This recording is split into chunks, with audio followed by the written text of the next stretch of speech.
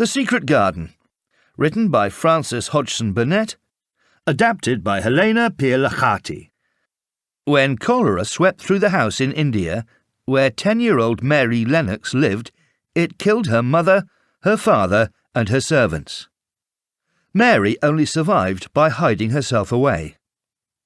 Days later, she was found by 2 soldiers. They stared at each other, wondering what to do with this little orphan girl. "Poor little kid," said one. "There is nobody left." Describe the introduction of the book. What happened? Example answer. Mary's family lived in India. Cholera spread there, and all of Mary's family died. Days later, 2 soldiers found Mary. She was alive, but an orphan. Chapter 1. No one left. Mary sighed as the train pulled out of the station. "More travelling," she thought to herself. "I've been going from person to person for weeks, like the booby prize in Pass the Parcel." She was going to stay with the only relation she had left, her Uncle Archibald in Yorkshire. Her black dress was stiff and itchy. She felt cold. Was England always so wet, so grey? It was very different from India. Even the people were different. They looked and sounded strange. Just then, Mrs. Medlock spoke. She was her uncle's housekeeper, and had come to take Mary back to Yorkshire. "So," said Mrs. Medlock, "what do you know about your uncle?" Mary said nothing. "What a rude child," thought Mrs. Medlock, "and very plain-looking. Why, her face is so pale, almost yellow." But she asked again, "What did your mother and father tell you about your uncle?" Mary just stared out of the window and scowled. The truth was, Mary's mother and father had never said much to her about anything. Her father was always at work, and her mother was always at some party or other. "Well, I'll tell you anyway," Mrs. Medlock sniffed. "First of all, don't go expecting a big welcome when you get to Misselthwaite Manor." "I shan't," Mary said, stung, as if she had been accused of something. Mrs. Medlock raised an eyebrow. "Oh, you shan't you? Well, it's a good job, because you shan't get one. Mr. Craven's as sour as a crab-apple. His wife dying young didn't help, but he was like it before then. He was born with a crooked back, see? That formed him, if you want my opinion." Mary felt her spirits sink even lower. So Yorkshire was going to be just like India then, where no one wanted her. As if to prove it, when they finally arrived at Misselthwaite Manor, Mrs. Medlock took her straight upstairs. "Master doesn't want to see you," she said. "He's going to London in the morning." "Fine. I don't want to see him either," Mary thought. Holding her head high, she followed Mrs. Medlock up a broad staircase and along corridor after corridor. At last, Mary was shown into a room. It had a fire in it and a supper set out. "Well, here you are. This room and the next is where you'll stay, and I mean stay. No wandering about. Mr. Craven won't have it, and nor will I," Mrs. Medlock told her. With that warm welcome, Mary Lennox was left alone. Describe the first chapter. No one left. What happened? Example answer. Mary was sent to England to live with her uncle, her only living relative. He lived in Yorkshire. When Mary arrived, her uncle's housekeeper, Mrs. Medlock, came to pick her up and bring her to his home. Mrs. Medlock asked her questions to find out what her parents had told her about her uncle, but she didn't respond because she didn't know anything at all. Her uncle was home when they got to the house, but he was busy and did not come out to meet her. Mrs. Medlock showed Mary her rooms. Chapter 2. Martha. Mary awoke the next morning to the sound of loud scraping. She sat up in her bed and looked around. A girl was making a fire in the fireplace. "Who are you?" Mary asked. The girl turned. "Oh, you're up. Morning, miss. I'm Martha," she said with a smile. Mary climbed out of bed and held her arms in the air. "I suppose you better dress me then," she told Martha. Martha blinked. "You what?" "You are my servant, aren't you?" she asked. "Dress me." "Well, I have been told to come and help you," Martha said, "but I didn't think you'd need dressing. Our Susan Ann dresses herself, and she's only 4. Mary felt her cheeks flush. "Of course I could dress myself if I wanted to," she declared. To prove it, Mary struggled into her new clothes. In truth, she had never dressed herself in her life. She found it hard, especially buttoning up her boots. Finally, with a proud look on her face, she said, "I've done it." "Well done, miss," Martha nodded. "Excepting for your boots being on the wrong feet, you've done a grand job." As Martha helped Mary with her buttons, she began to chat. "I hope you like it here, miss. There's not much inside, but outside, well, there's a whole world waiting for you." "I've never played outside," Mary told her. "Never played outside? No wonder you're so pale. My mother's had 12 children, and every one of us has played outside all our lives, especially our Dickon." "Dickon?" "Aye, Dickon, my brother. He's out on the moors come rain or shine. And talk about animal mad, you never know what he'll bring home next." "I don't like the moors," Mary said, remembering the bleak, black wilderness they had crossed the day before. "Well, there's gardens galore at Misselthwaite, but there's one garden you can't go in." "Why not?" The maid hesitated and then lowered her voice. "It's been locked up for 10 years. Mr. Craven locked it after his wife died." "Why?" said Mary. "Did she die in the garden?" "Sort of. She fell off a swing and never opened her eyes again. Poor Mr. Craven was heartbroken. He buried the key so nobody could find the garden ever again." Martha chewed her lip. "Don't tell nobody I told you that, will you? I'll be in such trouble if you do." "I won't tell," Mary promised. Describe the second chapter, Martha. What happened? Example answer. When Mary woke up the next day at her uncle's house, there was a girl in her room. Her name was Martha, and she worked as a servant. Mary asked Martha to help her dress, and Martha was surprised because most children can get dressed on their own. Mary tried to do it for the first time in her life. When she finished, Martha pointed out that Mary's shoes were on the wrong feet. They talked about going outside, and Mary told her she was not used to being outdoors. Martha told Mary that there were many gardens on the property, but that one was locked up because Mary's aunt fell off a swing in the garden and died. She said that this was a secret and not to mention to anyone that Martha had told her about it. Chapter 3. The Friendly Robin. Mary couldn't stop thinking about the secret garden. What would it look like, she wondered. Would it still have flowers, or would everything have died? "I think I shall go out," she told Martha. "Very good, miss," Martha said, and led Mary out of the house. Martha pointed towards a pathway opposite the door. "Head that way. Keep going and you'll be fine." Mary walked along the pathway until she came to huge gardens with wide lawns and winding walks. There was a large pool with a fountain in the middle. But the flower beds were bare and wintry, and the fountain was not working.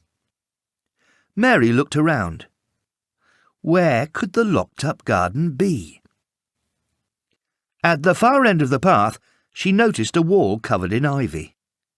Perhaps it was there. She hurried across and saw a green door in the ivy, but it was already open. She sighed with disappointment and went in anyway.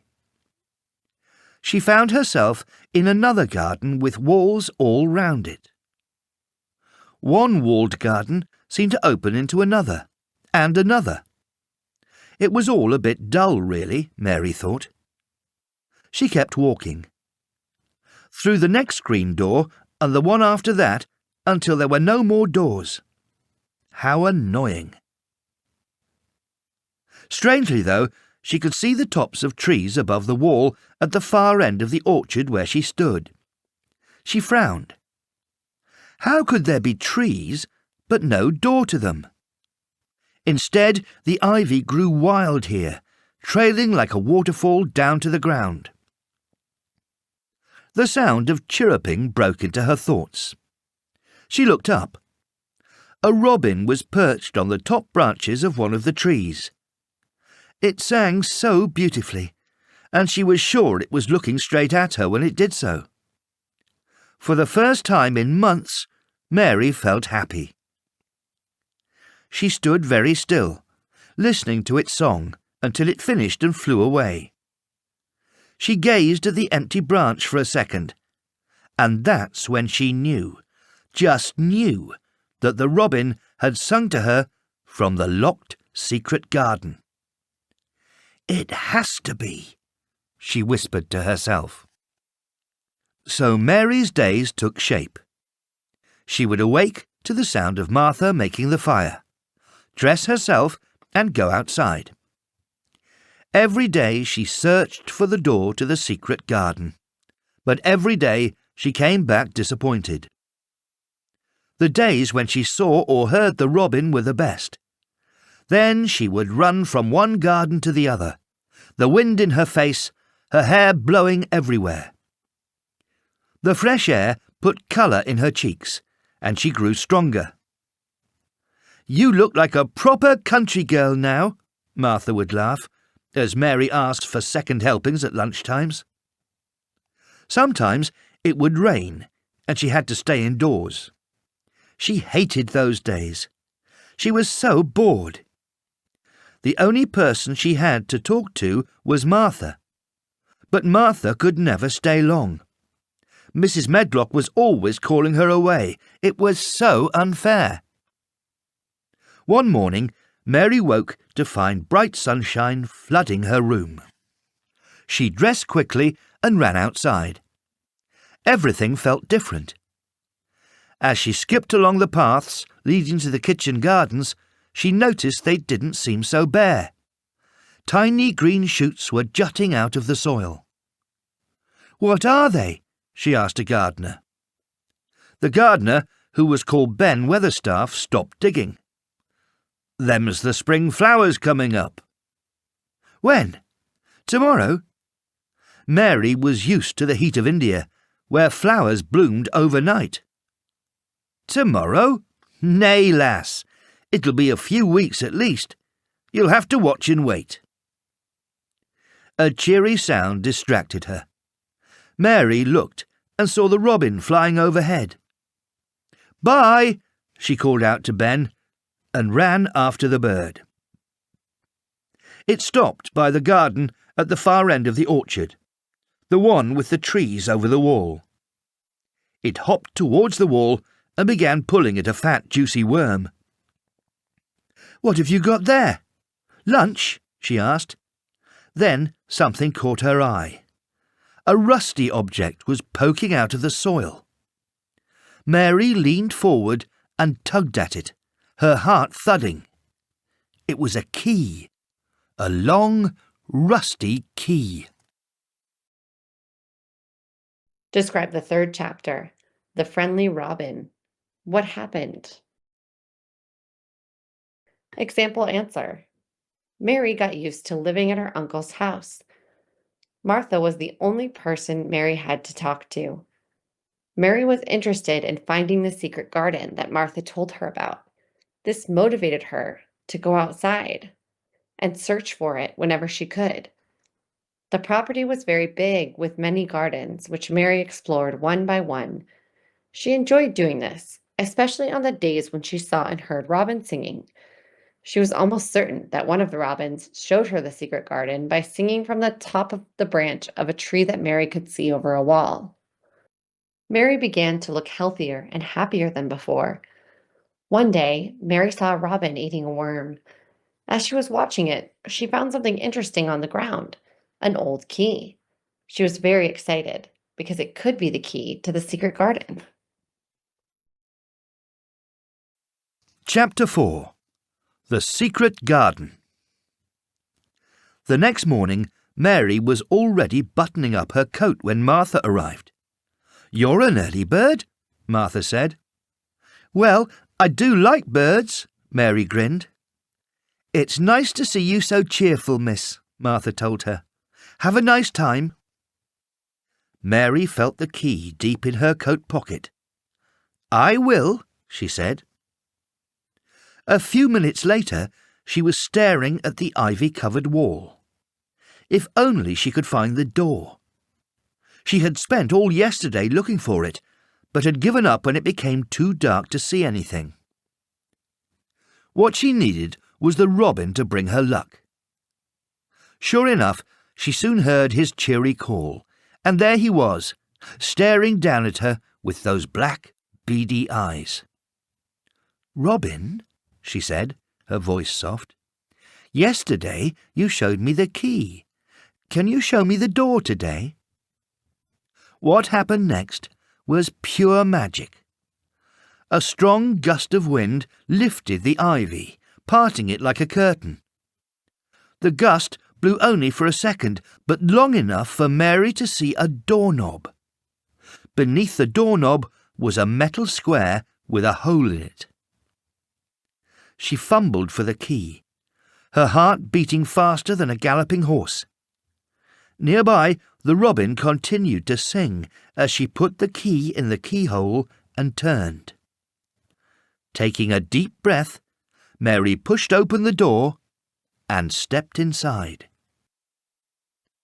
She found herself surrounded by 4 high walls. They made her feel she was in her own private kingdom. Slowly, she began to walk, treading softly on the overgrown pathways. Rose trees had taken over the garden. They had climbed over urns and arbours and other trees, spreading thorny tendrils across to each other, as if holding hands. The branches were all either grey or brown. Mary wasn't sure if they were dead or alive. Onward she explored. Everything was so still. The grass and moss beneath her feet muffled her footsteps. She kept her eyes to the ground. It must have been a beautiful place once, but now everything was overgrown. Picking up a sharp stick, Mary began prodding in the earth. She was amazed to find tiny green shoots beneath the dead vegetation. Could they be spring flowers like those Ben Weatherstaff had shown her? She began to dig away until the shoots were showing. "There, you can breathe now," she whispered. For the rest of that week, Mary tended the garden. It was such a peaceful place. There was nothing within its walls to make her feel angry or cross or unwanted. There was only a calm feeling that made her feel she was wrapped in a warm blanket. If only she could do more. The sticks she used to clear the ground kept breaking. She wished she had tools like a proper gardener. She also wished she knew more about gardening. "Martha," she asked the girl one lunchtime, Do you know where I can get a small spade to dig with?" "Well, there's a shop in Thwaite that sells things like that. Why?" Mary hesitated. She couldn't tell Martha about the secret garden. I've found a patch of ground in one of the gardens. I thought it would be nice to dig in it." "Oh, that's a lovely idea. You could plant some seeds too." "Seeds?" "Aye, seeds. You sprinkle them in the ground and flowers grow." Mary's eyes lit up. Flowers growing again in the secret garden. Imagine! Dickon could get them for you." "Could he? That would be wonderful." Describe the fourth chapter, The Secret Garden. What happened? Example answer. Mary had the key to the secret garden, but had to find the door. She went back to where she found the key, and once again the robin was there singing.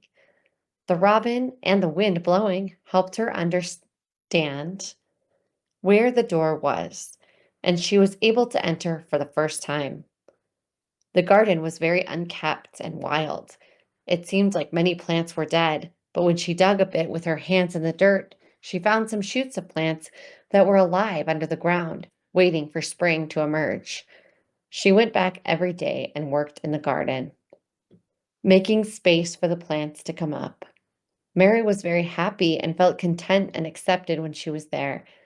She asked Martha where she could get a little shovel to dig in the dirt with, and Martha told her about a shop that sold tools and seeds. She said that her brother, Dickon, could go to the shop and buy some things for Mary. Chapter 5. Dickon.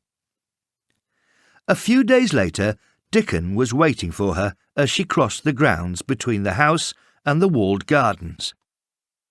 He had glorious rust-coloured hair and blue eyes the colour of the sky.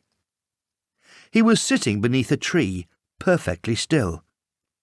Around him, rabbits and pheasants and squirrels had gathered.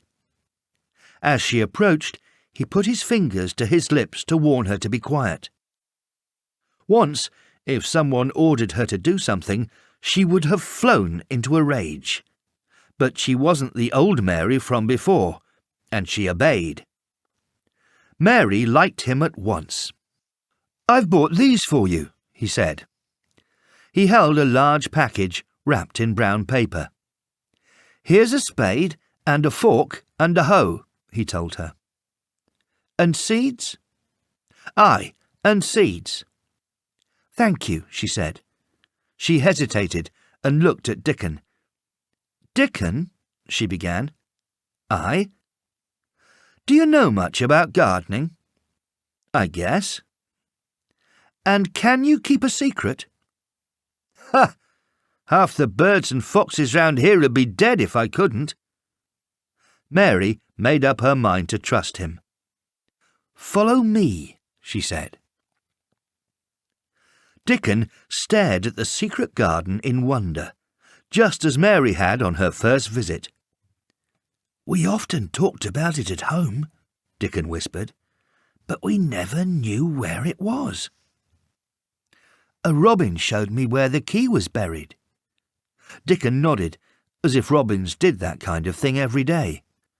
"It's the roses I want to know most about," Mary said, as she took him round. "Are they all dead?" Dickon took a knife from his belt and cut deep into some of the branches. "A few are," he said, "but not all. See these green bits? They'll shoot up if we cut 'em right back and give 'em some space." "Will they? Really?" Mary asked, staring at the faint green sap inside one of the branches. "Really?" Mary felt her heart race. "Dickon, will you come back and help me? Help me make the garden beautiful again?" "If you want," Dickon agreed, and gave her a lopsided grin. Mary ran back to the manor, full of excitement. I've met Dickon. He brought me things for the garden, she gasped, hurling herself into her chair at her dining table. Martha smiled. I knew he wouldn't take long. I like him so much. There's nowt not to like with our Dickon. I can't wait to get started on the garden now, Mary said as she bolted her soup. Right, I'm off. But Martha shook her head. Sorry, miss. You're needed in the house this afternoon. Mr. Craven's asked to see you. Mr. Craven? Mary asked in astonishment. He's just back for the day. He's setting off for his travels again tomorrow, but he sent for you before he goes. You'd best get changed. Mary changed into her best dress. She felt nervous. Then Mrs. Medlock stormed in, the usual scowl nailed to her face. Look at that hair. What a mess. Never mind. Come on. We can't keep Mr. Craven waiting. Mary was hurried along all the corridors and passageways she had been told to keep away from. She didn't have time to catch her breath before Mrs. Medlock was knocking on a door and being told to enter. This is Miss Mary, sir, she said. You may leave now, Mrs. Medlock, a voice from behind a high-backed chair replied. Mary waited. A head dipped round the side of the chair. Come, child, Mr. Craven said, his voice more gentle than she had thought it would be. In fact, everything about her uncle was gentler than she thought it would be.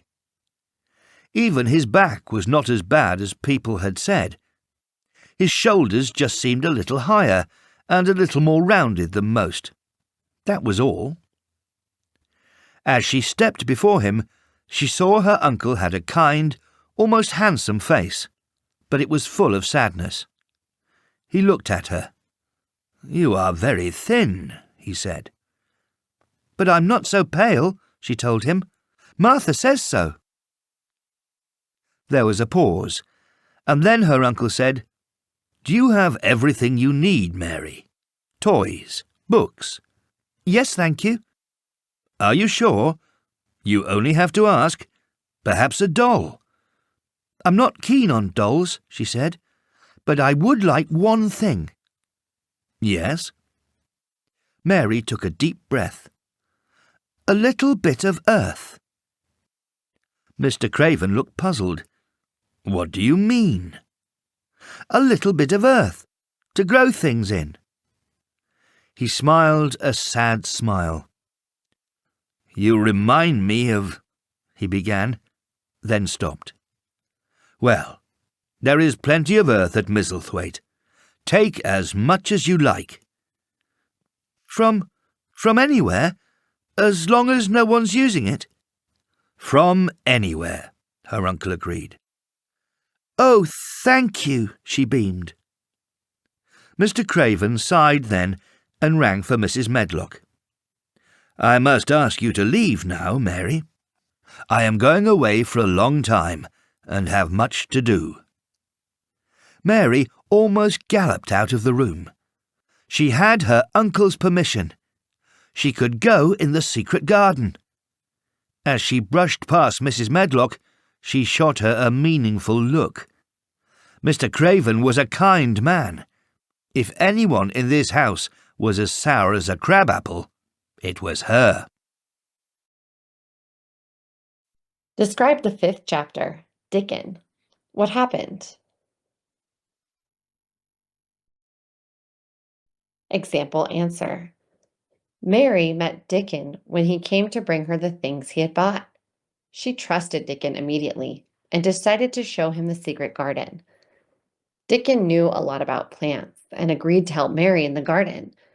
The next day, Mrs. Medlock took Mary to meet her uncle. He was not what she expected. His back was not so curved as she had been told, and he seemed kind. He asked Mary if she needed anything like a doll, but she said that the one thing she wanted was space to grow things outside. Mary's uncle gave her permission to use as much of the land as she wanted on his property, and this made her very happy. Mary disagreed with Mrs. Medlock's description of her uncle. He was very kind to Mary. In fact, Mrs. Medlock was the only person that was difficult to get along with there.